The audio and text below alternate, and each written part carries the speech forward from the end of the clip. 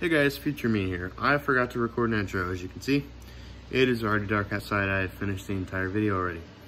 But, like I said, I forgot to film an intro. So, welcome to this video. Today I will be putting on a Plenum spacer. And I hope you guys enjoy it.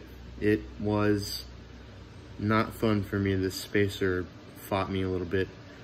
A lot of the bolts didn't want to go in. It is a cheap spacer after all, so personally, I don't think I would recommend it. I would recommend spending a little bit more money on a nicer one. But for being as cheap as it is, I say it was pretty damn good. And like you guys will see later in the video towards the end, I do feel a pretty significant torque increase. I would say somewhere around 6 to 10 foot-pounds in the lower range, which is great, because these cars lack in the lower to mid-range a lot more than top end. So I would say it was worth it. It was definitely worth the fight. And this kit also did come with a lower intake manifold gasket. I did not do that one today, but it did come with one, and it looked fairly nice quality as well. But I will let you guys know in the long run what the update is on this spacer, and if I would recommend it to anyone in the future.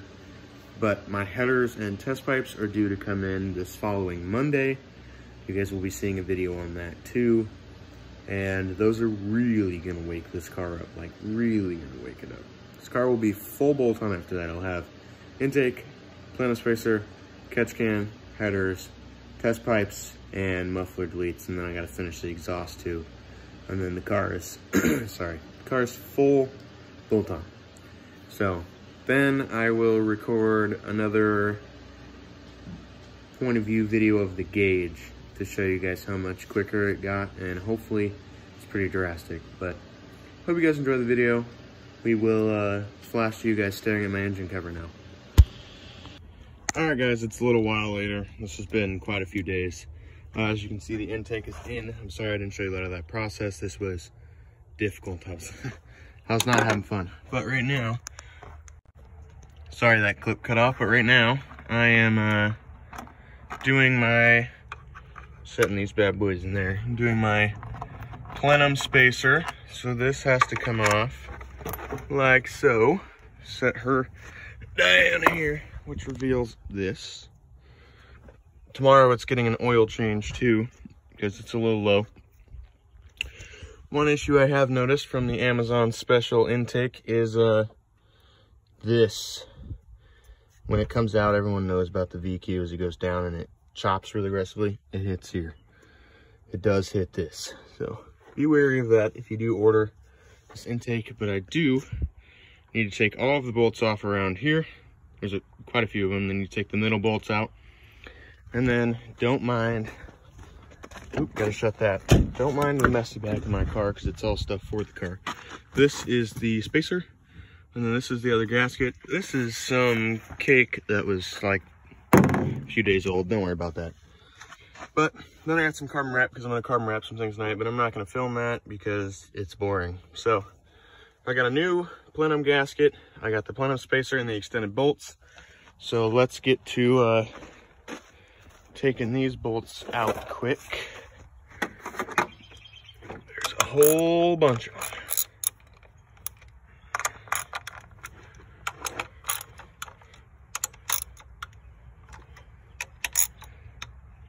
I don't know if there's a specific order. I'm sure if this video gets any views at all that someone will tell me. Someone always tells me. Get that back one. Get this one. I gotta move. We gotta get this one, maybe, here it is, and this one has to come off. And we'll break, sorry for the shaky camera, I'm trying to do this with one hand. Break all these bad boys loose. And then there should be another one right there. Now I'm gonna try and leave all the rest of this stuff on. Sorry guys, I keep clicking the power button on my phone, but these are all loose now, not hand loose, I believe. Well, some of them are. But, I'm gonna have to take a part of the intake off, so I'm gonna have to go get an 8mm or a screwdriver. And then I'll update you guys when the plenum's off and I am gonna try something. I'm sure I might get reamed for it, but I'm gonna take you guys along for the process because it just makes more sense than siliconing it. So I'll be right back. Stupid me, I forgot all the bolts up here. So now, yep, let me get this off quick and then I will come back to you guys. So now, without fully taking things off, you should be able to do all the work you need here with all the bolts out. You will have to take this off of your intake or air box. And this should be, right here, should be plenty of room. It still lifts up too. So I'm gonna start that and then I will come talk to you guys in a minute. So this is everything I'm using. This is my extended bolts and everything for my spacer. And then this is a brand new gasket for the plenum there, right there. So this is all you need. I don't know how much this was. I don't remember. It's been a little bit. I've had it for a few weeks now.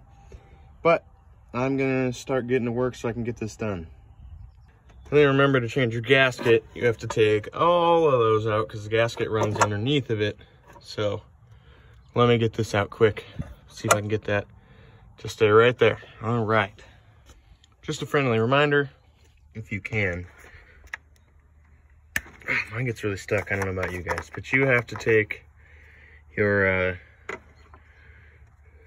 this off, all of this, to get to this side without hurting this gasket. So this is now ready to come off. And we'll just set it down there. And then your gasket, maybe, is ready to come up. And there it is. Gasket is out. Now you unbox your new one and throw it in. And just like that, my new gasket is in, and then I can take this and set it back down. Uh-oh, skiddy-o. Do I have this bad boy in backwards? Or is there a way can it go in backwards? Sure can. And I did have it in backwards. So if you guys put this in backwards, your holes don't line up. So keep that in mind. There is a way that that has to go.